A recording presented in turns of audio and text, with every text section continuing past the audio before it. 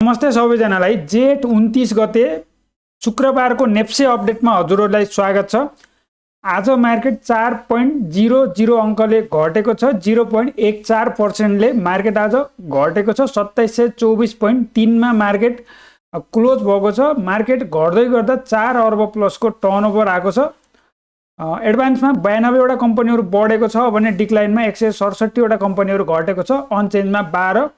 Top गेनरमा एसओपीएल, एपीएचएल, जीआरडीबीएल, एचडीएचपीसी देखिन्छ। Top लुजरमा केएचपीएल देखिन्छ, एसएपीडीबीएल देखिन्छ। टप टर्नओभरमा सीएफसीएल, सिटी, एकेजीसीएल, एचडीएचपीसी, आरएसएमएल देखिन्छ। टप भोल्युममा एचडीएचपीसी, सिटी, एकेजीसीएल, सीएफसीएल देखिन्छ है। मार्केटमा 2730 भन्दा तल मार्केटको क्लोज गरिरहेछ। मार्केटमा त्यस्तो मोमेन्टम छैन, भोलाटिलिटी छैन। स्मार्ट मनीहरू बाई गर्न खोजिरहेको जस्तो सिनारियो देखिँदैन है। यो एरियामा सब इन्डेक्सको कुराकानी गर्नु पर्दाखेरि हाम्रो mutual fund positive, non life positive, others positive, trading positive, अरू सबै नेगेटिभ छ है। नेप्सेको डेलीमा टेक्निकल एनालाइसिसको कुराकानी गर्नु पर्दाखेरि मार्केटमा केही करेक्सनकै चान्सेस देखिरहेछ। मार्केटमा भोल्युम चाहिँ सुकेको छ। भोल्युम सुक्नुको मिनिङ मार्केट घट्दै घट्दैन भन्न खोजेको चाहिँ होइन, मार्केट घट्न सक्छ है। 4 अर्ब भोल्युममा पनि मार्केट घट्न सक्छ र मार्केटमा अब यो एरियामा सस्तो रेटमा सेलरहरूले अब बेच्न खोजिरहेको छैन जस्तो सिनारियो देखिन्छ। र मार्केटको एउटा यो एरियाको लो भनेको लगभग 2700 सम्म आउन सक्ने सिनारियो हुनसक्छ। 2701 सम्म आउन सक्ने सिनारियो 1 र त्यसलाई पनि ब्रेक गर्छ भने चाहिँ हाम्रो 2684 सम्म आउन सक्ने चान्सेस हुन्छ। त्यो एरियामा आएर केही टाइम साइडवेज बसेर बल्ल माथि जाने हो कि जस्तो सिनारियो देखिन्छ है। दुईवटा सिनारियो भयो, एउटा 2700 को आसपासमा आएर सिनारियो 1, अर्को सिनारियो 2684 सम्म आएर जान सक्ने सिनारियो हुन्छ र यो एरिया भन्दा तल जान सक्ने चान्सेस अलिकति कम छ। जाँदै जाँदैन भन्ने चाहिँ हुँदैन है। यो एरिया भन्दा तल 2684 भन्दा तल जान सक्ने चान्सेस अलिकति कम छ। यो एरियाबाट साइडवेज बसेर जान सक्ने सिनारियो हुनसक्छ है। यस्तो बेलामा के गर्ने त भन्दाखेरि ट्रेडको लागि डिमान्ड जोनमा भएको स्टकहरू हेर्न सकियो। जस्तै फाइनान्स सेक्टर यो एरियामा अनमिटिगेटेड फेयर भ्यालु ग्याप छ। यो एरियाबाट मार्केटले रिजेक्सन खान्छ भनेको थिएँ है। मैले कहाँ भनेको थियो भनेर नभन्नु होला। मैले बारम्बार यो एरियामा मार्केट जाँदै गर्दाखेरि अनमिटिगेटेड फेयर भ्यालु ग्याप छ। यो एरियाबाट मार्केटले रिजेक्सन खान्छ र यो एरियासम्म आउन सक्ने चान्सेस हुन्छ। यो एरियामा आउँदै गर्दाखेरि इन्स्टिट्युसनल एन्ट्री गर्छ भने 2400 आसपासमा आउँदै गर्दा इन्स्टिट्युसनल एन्ट्री गर्छ भने त्यो एरियामा फाइनान्स सेक्टर ट्रेडको लागि हेरौँला है। अहिले मार्केट घट्दै गर्दाखेरि सेटअप भयो भने इन्ट्री गर्ने, सेटअप भयो छैन भने चाहिँ इन्ट्रीको लागि नहेर्ने है त। फाइनान्सको कुराकानी गर्दाखेरि अरू सेक्टरमा त्यस्तो राम्रो सेटअप देखिया छैन। पोजिसनल ट्रेडलाई पार्सियली घट्दै गर्दा फन्डामेन्टल राम्रो स्टक बाई गर्ने। ट्रेडको लागि चाहिँ भोल्युमहरू आएको, डिमान्ड जोनमा भोल्युम आएको। जस्तै आज कुन आयो यो आइपिओहरू त मिलेन। टप गेनरमा कुन छ त भन्दा एसओपीएल मिलेन, एपीएचएल मिलेन, जीआरडीबीएल के छ? जीआरडीबीएल डिमान्ड जोनमा छ भने एकचोटि हेरौँ है त। जीआरडीबीएल बाई गर्न मिल्छ कि मिल्दैन?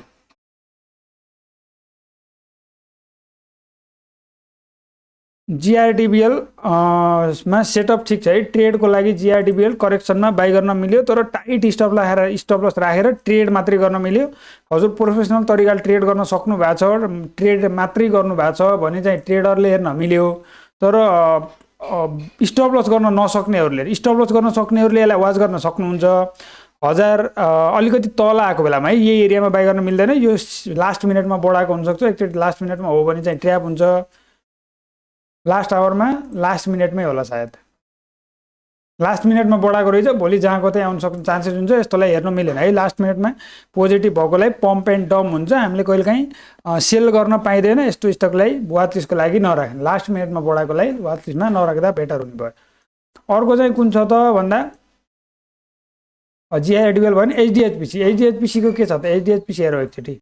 एचडीएचपीसीमा भोल्युमहरू आइरहेछ। करेक्सनमा वाच लिस्टको लागि एचडीएचपीसी राख्न सक्नुहुन्छ। 218 को आसपासमा आउँदै गर्दाखेरि हामीले बाई गर्न सक्छौँ। हामीसँग अनमिटिगेटेड फेयर भ्यालु ग्याप छ, त्यो एरियामा आउँछ भने चाहिँ बाई गर्न सक्नुहुन्छ। 212 बिलो क्लोज भयो भने चाहिँ स्टप लस गर्ने हिसाबले ट्रेडको लागि चाहिँ एचडीएचपीसी हेर्न सकिन्छ। सेटअप ठिकै छ, सस्तो पनि छ र यसमा सेटअप बन्न खोजिरहेछ। भोल्युमहरू आइरहेछ भने चाहिँ जान सक्ने चान्सेस हुन्छ। टार्गेट चाहिँ 239 र त्यसलाई पनि ब्रेक गर्छ भने चाहिँ हामीले 260, त्यसलाई पनि ब्रेक गर्छ भने चाहिँ 274 सम्मको टार्गेट राख्न सक्छौँ। यो एरियामा लङ एकुमुलेसन, जहिले पनि मार्केटमा राम्रो र्याली आउनेवाला छ भने चाहिँ मार्केटमा के गर्छ त? एकुमुलेसन हुन्छ। यो एरियामा एकुमुलेसन, त्यसपछि के हुन्छ त भन्दा म्यानुपुलेसन हुन्छ। रिटेलरसँग किता खोज्नु, त्यसलाई हामीले म्यानुपुलेसन भन्छौँ। यो एरियामा के भयो त? म्यानुपुलेसन भयो। यो एरियामा रिटेलर लगभग यो एरियामा 1 वर्ष लगाएर एकुमुलेसन गर्यो, यो एरियामा म्यानुपुलेसन गरिदियो। यो एरियामा रिटेलरलाई थाहा हुँदैन, यो एरियामा सपोर्ट ब्रेक भयो, अब धेरै तल जान्छ भनेर बेचिदिन्छन्, सबै किता खोज्छ, त्यसपछि मार्केट माथि जान्छ। यसलाई चाहिँ हामीले एकुमुलेसन, म्यानुपुलेसन अनि मार्कअप, डिस्ट्रिब्युसन भन्छौँ। यो एरियामा एकुमुलेसन, म्यानुपुलेसन, त्यसपछि रिएकुमुलेसन, मार्कअप अनि डिस्ट्रिब्युसन भएको है। अब यो एरियाबाट फेरि एकुमुलेसन गरेर जान सक्ने चान्सेस हुन्छ। प्राइस एक्सन हेर्नेहरूले ट्रेन लाइन ब्रेक भइसकेपछि बाई गर्दा बेटर भयो, र एसएमसी हेर्नेहरूले चाहिँ अर्डर ब्लकमा आउँदै गर्दा बाई गर्दा बेटर हुने भयो। यो ट्रेन लाइन ब्रेक भइसकेपछि बाई गर्नुभन्दा पनि अर्डर ब्लकमा आएको बेलामा बाई गर्दा बेटर हुने भयो। यो हामीसँग लगभग 218 देखि 220 को आसपासमा अर्डर ब्लक छ, अनइन्डिकेटेड छ, त्यो एरियामा आउँदै गर्दा स्टप लस लगाएर बाईको लागि हेर्न सकिन्छ है। र अर्को हामीले वाचलिस्टको लागि चाहिँ बरुनमा पनि सेटअप ठिकै देखिरहेको छु मैले, भोल्युम चाहिँ आएको छैन। अब स्विङ ट्रेड सर्ट स्विङको लागि नहुन सक्छ, हामीले 2 महिना जति होल्ड गर्छु भन्नुहुन्छ भने चाहिँ यो एरियामा बाई गर्न सक्नुहुन्छ। 323 बिलो क्लोज भयो भने चाहिँ स्टप लस गर्ने हिसाबले बरुनलाई पनि वाच गर्न सक्नुहुन्छ है त। नेप्सेको सानो टाइम फ्रेममा हेर्छौँ भने सानो टाइम फ्रेममा पनि मार्केट साइडवेजै देखिरहेछ। यो जबसम्म 2800 को स्ट्रङ सप्लाई जोन छ त्यसलाई ब्रेक नगर्दासम्म हामी त्यति धेरै पोजिटिभ हुन सक्दैनौँ, र त्यसलाई ब्रेक गर्दाखेरि 7-8 अर्ब प्लसको टर्नओभर आउँछ भने हामी निकै पोजिटिभ हुन सक्छौँ। र हामी अहिले साइडवेज मार्केटमा छौँ, 2684 र 2800 को बिचमा मार्केट छ, यसलाई हामीले साइडवेज मार्केट भन्छौँ। 2800 लाई ब्रेक गर्छ र माथि टर्नओभर 7-8 अर्ब प्लसको टर्नओभर आउँछ भने चाहिँ हामी मार्केटमा राम्रो र्याली आउनेवाला छ भनेर त्यो एरियामा हामी बल्क क्वान्टिटीमा इन्ट्री गर्छौँ। अहिले चाहिँ हामीले पार्टिकुलर स्टक डिमान्ड जोनमा बाई गर्ने, सप्लाई जोनमा सेल गर्ने।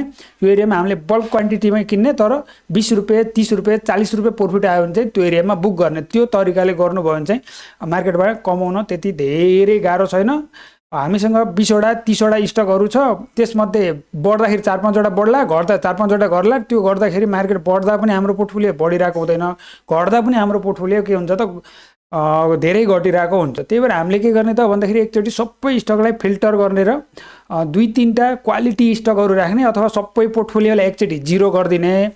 त्यसपछि 3-4वटा स्टकमा बल्क क्वान्टिटीमा डिमान्ड जोनमा आइरहेको, जस्तै अब अहिले यो एरियामा एउटा इक्जाम्पलको लागि मात्रै है, buy zone buy sell recommendation चाहिँ होइन है। हजुरसँग भद्रगोल्ड 28-30वटा स्टक छ भने त्यो सबै स्टक बेचिदिनु भयो भने हजुरको 50-60 लाख आउला, 1 करोड आउला, 2 करोड आउला, 5 करोड आउला, जति आउला।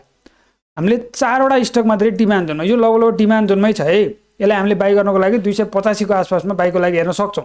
यो एरियामा आयो भने हामीले बल्क क्वान्टिटीमै किन्यौँ भने 20 रुपियाँ बढ्ने बित्तिकै हाम्रो के भयो त प्रफिट हुन सक्ने चान्स भयो। 10,000 किता, 20,000 किता, 50,000 किता हामीले यो एरियामा किन्यौँ भने हाम्रो 20 रुपियाँ बढ्न सक्ने चान्सेस त छ नि त। साइडवेज मार्केटमा पनि 20 रुपियाँ 30 रुपियाँ अथवा 40 रुपियाँ कमाउन सक्ने चान्सेस हुन्छ।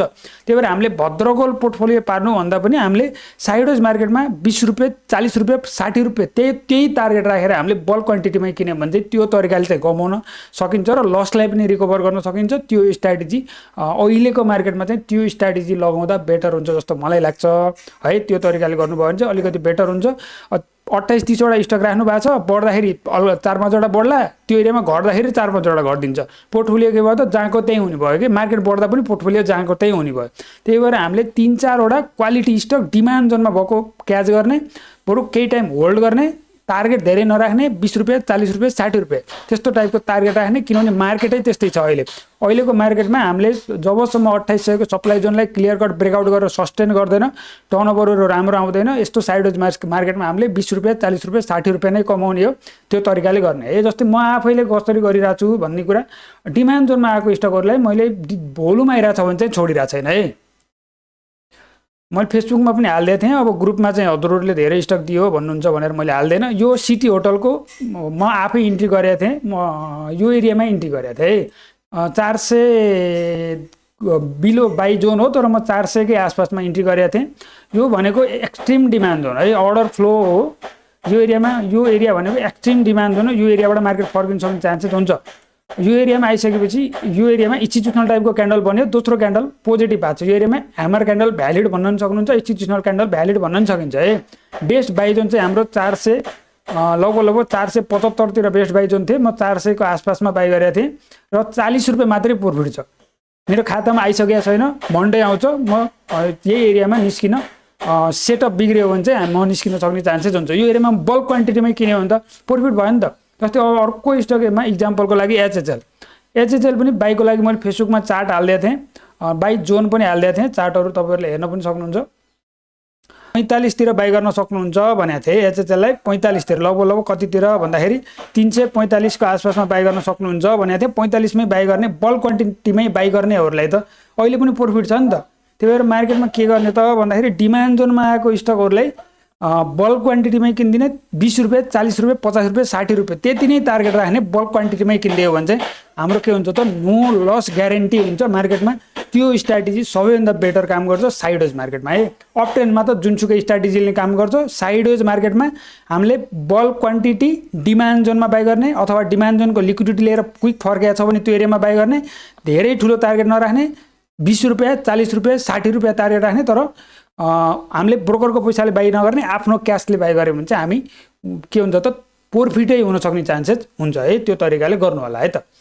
भिडियोलाई लाइक गर्नु होला, कमेन्ट गर्नु होला, राम्रो लाग्छ भने सेयर पनि गर्न सक्नुहुन्छ र हामीसँग जोडिन चाहनुहुन्छ भने स्क्रिनमा देखाएको नम्बरमा कन्ट्याक्ट पनि गर्न सक्नुहुन्छ। 9844838994 98044 83894 मा व्हाट्सएप गर्न सक्नुहुन्छ। फ्री व्हाट्सएप ग्रुपको लिंक डिस्क्रिप्सनमा छ, त्यहाँबाट डाइरेक्ट फ्री व्हाट्सएप ग्रुपमा जोडिन सक्नुहुन्छ।